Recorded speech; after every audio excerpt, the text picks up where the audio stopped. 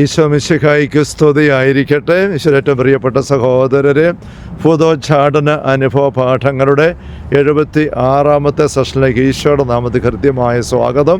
Hallelujah, hallelujah.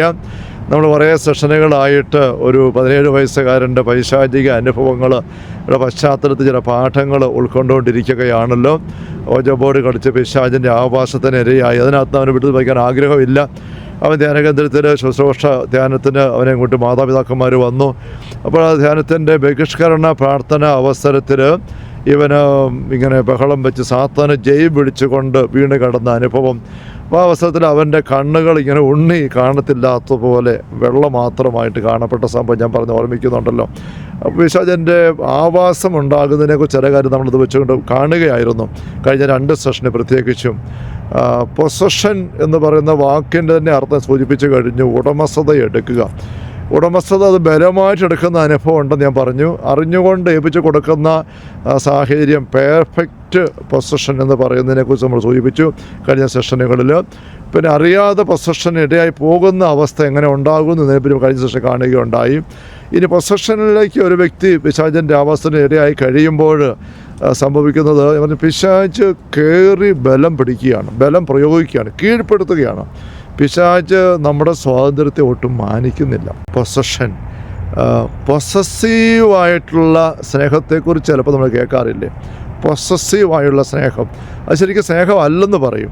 യഥാർത്ഥ സ്നേഹം ഈശോ പഠിപ്പിക്കുന്നത് നമുക്കറിയാമല്ലോ. സ്നേഹത്തിന് വേണ്ടി ജീവൻ അർപ്പിക്കുന്നതാണ് സ്നേഹം.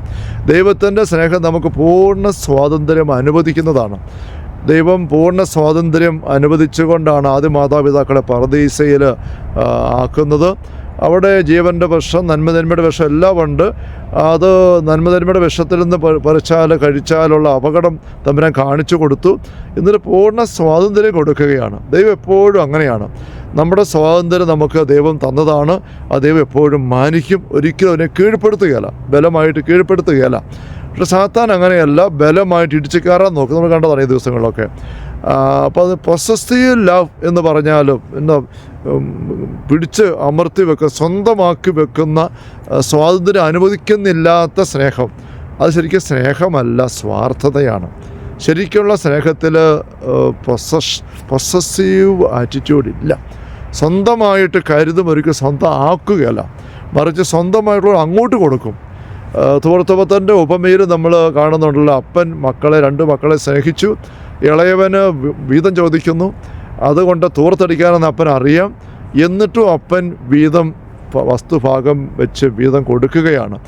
പാപം ചെയ്യാൻ അവനെ അനുവദിക്കാൻ മാത്രം പോലും തന്നെ ഉപേക്ഷിച്ച് തൻ്റെ വസ്തുവിൻ്റെ വീതവുമായിട്ട് വിറ്റ പണം കൊണ്ട് പോയി തൂർത്തടിച്ച് ജീവിക്കാൻ, അങ്ങനെ തനിക്കും തൻ്റെ കുടുംബത്തിനും ദുഷ്പേരുണ്ടാക്കാൻ ഉള്ള മകൻ്റെ തീരുമാനത്തെ, അവൻ്റെ സ്വാതന്ത്ര്യത്തെ ദുരുപയോഗിച്ച തീരുമാനത്തെ മാനിക്കാൻ മാത്രം പോലും മനസ്സാകുന്ന ദൈവം. ഇതാണ് ദൈവത്തിൻ്റെ സ്നേഹത്തിൻ്റെ ശൈലി. ഇതിന് നേരെ എതിരോടാണ് സാത്താൻ്റെ ശൈലി. കീഴ്പ്പെടുത്തുകയാണ്, ബലം പ്രയോഗിക്കുകയാണ്, സ്വാതന്ത്ര്യം കൊടുക്കുകയല്ല. അതുകൊണ്ട് ശരീരത്തിൽ കയറി കഴിയുമ്പോൾ ശരീരത്തെ അവൻ്റെ ഇഷ്ടമുള്ള രീതിയിലൊക്കെ ഇങ്ങനെ നിയന്ത്രിക്കാൻ നോക്കും. പരിശുദ്ധാത്മാവ് നമ്മിൽ ആവസിക്കാനായിട്ട് നമ്മൾ പ്രാർത്ഥിക്കാറില്ലേ? പരിശുദ്ധാത്മാവ് എന്നെ വന്ന് നിറയണമേ, എന്നെ ഏറ്റെടുക്കണമേ, ഞാൻ എന്നെ പൂർണ്ണമായിട്ട് പരിശുദ്ധാത്മാവ് അങ്ങേക്ക് വിട്ടുതരുന്നു, ഇങ്ങനെ പറഞ്ഞൊക്കെ പ്രാർത്ഥിക്കുമ്പോൾ പരിശുദ്ധാത്മാവ് നമ്മൾ വന്ന് നിറയുന്ന നമുക്കറിയാം. പരിശുദ്ധാത്മാവ് നമ്മൾ എന്തുമാത്രം നിറഞ്ഞാലും ഒരിക്കലും പരിശുദ്ധാത്മാവ് നമ്മളെ ഇങ്ങനെ കുച്ചിക്കെട്ടിയല്ല. പൊസഷൻ, പരിശുദ്ധാത്മാവ് നമ്മളെ പൊസസ് ചെയ്യും. പക്ഷെ നമ്മുടെ സ്വാതന്ത്ര്യം പൂർണ്ണമായിട്ട് മാനിച്ചുകൊണ്ടാണ്. നമ്മൾ അപ്പസ്തോല പ്രവർത്തനങ്ങളിൽ 20ാമത്തെ അധ്യായത്തിൽ 22ാമത്തെ വാക്യം, പൗലോസ് അപ്പോസ്തലൻ എഫേസോസിൽ ചെന്ന് എഫേസോസ് ശ്രേഷ്ഠന്മാരെ വിളിച്ച് വരുത്തി സംസാരിക്കുന്ന രംഗമാണ്. അപ്പോസ്തലൻ തൻ്റെ ജീവിതവൃത്തിയെല്ലാം പൂർത്തിയായും തിരിച്ചറിയുമ്പോൾ ജെറുസലേമിലേക്ക് പോകുന്നു. അവിടെ വെച്ച് അറസ്റ്റ് ചെയ്യപ്പെടും, കാരാഗ്രഹത്തിലാകും, പീഡനങ്ങളുണ്ടാകും, പിന്നെ മരണം തന്നെ ആയിരിക്കും സംഭവിക്കാൻ പോകുക എന്ന് അപ്പോസ്തലന് അറിയാം. എങ്കിലും അവിടെ അദ്ദേഹം ജെറുസലേമിലേക്ക് പോവുകയാണ്. അദ്ദേഹത്തിന് വായിക്കുന്നൊരു കമൻറ്റ് 22ാം വാക്യത്തിൽ, പരിശുദ്ധാത്മാവിനാൽ നിർബന്ധിതനായി ഞാൻ ജെറുസലേമിലേക്ക് പോവുകയാണ്. പരിശുദ്ധാത്മാവിന് നിർബന്ധിതനായി എന്ന് പറഞ്ഞിരിക്കുകയാണ്. പരിശുദ്ധാത്മാവിന് നിർബന്ധിതനായി, ബന്ധിക്കപ്പെട്ട്, bound by the holy spirit. പരിശുദ്ധാത്മാവ് നമ്മളെ ബന്ധിക്കാൻ, അതെങ്ങനെയാണ് കയറി ബന്ധിക്കുന്നതല്ല, അപ്പസ്തലൻ സ്വയം പരിശുദ്ധാത്മാവ് നയിക്കാനായിട്ട് ഏൽപ്പിച്ചു കൊടുത്തിരിക്കുകയാണ്, വിട്ടുകൊടുത്തിരിക്കുകയാണ്. അങ്ങനെ പരിശുദ്ധാത്മാവ് ഏറ്റെടുത്തിരിക്കുക അപ്പസ്തലനെ. പരിശുദ്ധാത്മാവ് നിർബന്ധിക്കുകയാണ് ജെറുസലേമിലേക്ക് പോകാൻ. അവിടെ പീഡനമാണ്, അറസ്റ്റാണ്, കാരാഗ്രഹമാണ്, മരണം തന്നെ കാത്തിരിക്കുക എന്നൊക്കെ അറിയാം.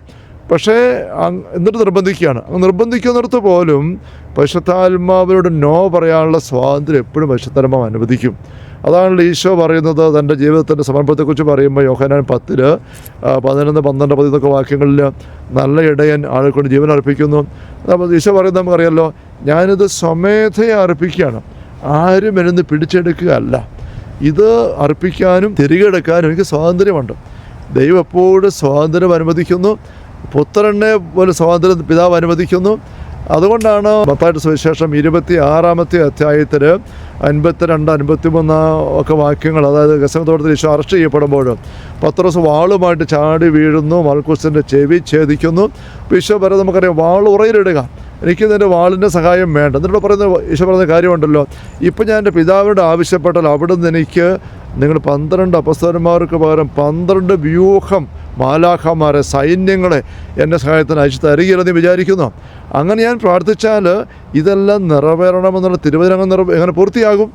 പിതാവിൻ്റെ ഇഷ്ടം പ്രവാചകന്മാർക്ക് വെളിപ്പെടുത്തിയത്, പ്രവാചകന്മാർ രേഖപ്പെടുത്തിയിരിക്കുന്ന ലിഖിതങ്ങളുള്ളത്, വിശുദ്ധ ഗ്രന്ഥങ്ങളുള്ളത്, അത് പൂർത്തിയാകണം. അതിനുവേണ്ടി ഞാൻ വന്നിരിക്കുന്നത്. എനിക്ക് വേണമെങ്കിൽ പിതാവിൻ്റെ ഇപ്പോൾ പറയാം, അപ്പ എനിക്കിങ്ങനെ മരിക്കാൻ പറ്റത്തില്ല, എന്നെ ഇവിടുന്ന് വിടുവിച്ച് കൊണ്ടുപോകണം. ഞാനങ്ങനെ കട്ടായം പിതാവിൻ്റെ ഇപ്പം ആവശ്യപ്പെട്ടാൽ പിതാവ് എന്നെ പൂർണ്ണമായിട്ട് മാലാഖമാരെ ഇപ്പം തന്നെ കൂട്ടിക്കൊണ്ട് പോകും, തിരിച്ചെടുക്കും. ഒരാൾക്കും എന്നെ തൊടാൻ പറ്റുകയില്ല.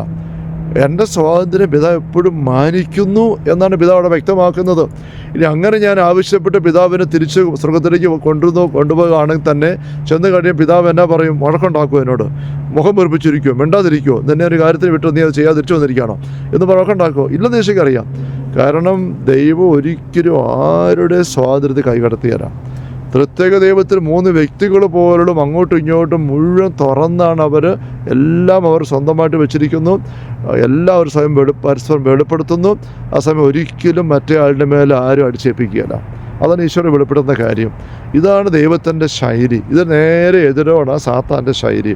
ഈ സാത്താൻ്റെ ശൈലി നമ്മുടെ ജീവിതത്തിലേക്ക് കയറി വരുമ്പോഴാണ് നമ്മൾ ഈ പൊസസീവായിട്ടുള്ള സ്നേഹത്തിൻ്റെ അനുഭവത്തിലേക്ക് പോകുന്നത്. പൊസസീവ് സ്നേഹം എന്ന് വെച്ചാൽ നമ്മൾ പറഞ്ഞു കഴിഞ്ഞല്ലോ, എൻ്റെ ഇഷ്ടത്തിന് ഈ ആളുടെ കിട്ടിയിരിക്കണം, ഞാൻ ഉദ്ദേശിക്കുന്ന രീതിയിലല്ലാതെ പോകാൻ ഈ ആളെ ഞാൻ സമ്മതിക്കുകയില്ല.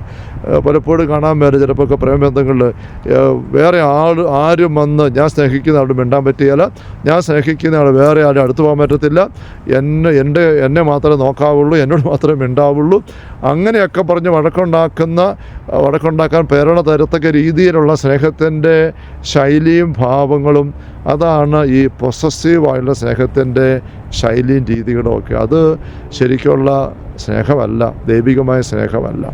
അപ്പം ഇങ്ങനത്തെ ഇതിൻ്റെ ഒരു മൂർധന്യാവസ്ഥയാണ് പൈശാചിക പൊസഷൻ, പിശാചിൻ്റെ ആവാസമെന്ന് പറയുന്നത്.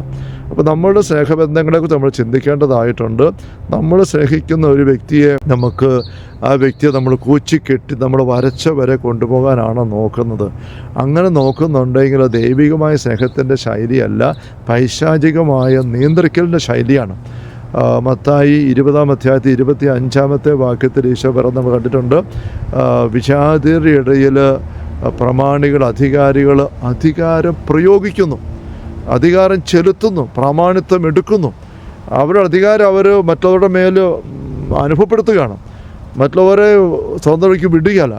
അങ്ങനെ ചെയ്തുകൊണ്ട് അവർ കാര്യം നടത്തുന്നത്. നിങ്ങളുടെ അങ്ങനെ ആകരുത്. എന്നെപ്പോലെയാണ് ഈശോ പഠിപ്പിക്കുന്നുണ്ട്. ഞാൻ വന്നത് മോചനദ്രവ്യമാകാനാണ്, മറ്റുള്ളവർക്ക് വേണ്ടി എന്നെ തന്നെ കൊടുക്കാനാണ്, മറ്റുള്ളവരെ എനിക്ക് വേണ്ടി വളച്ചെടുക്കാനായിട്ടല്ല. ഇതൊരു വലിയ ശൈലി വ്യത്യാസമാണ്. ഏത് ശൈലി? ദൈവത്തിൻ്റെ ശൈലിയും സാത്താൻ്റെ ശൈലിയും, ദൈവരാജ്യത്തിൻ്റെ ശൈലിയും സാത്താൻ്റെ രാജ്യത്തിൻ്റെ ശൈലിയും.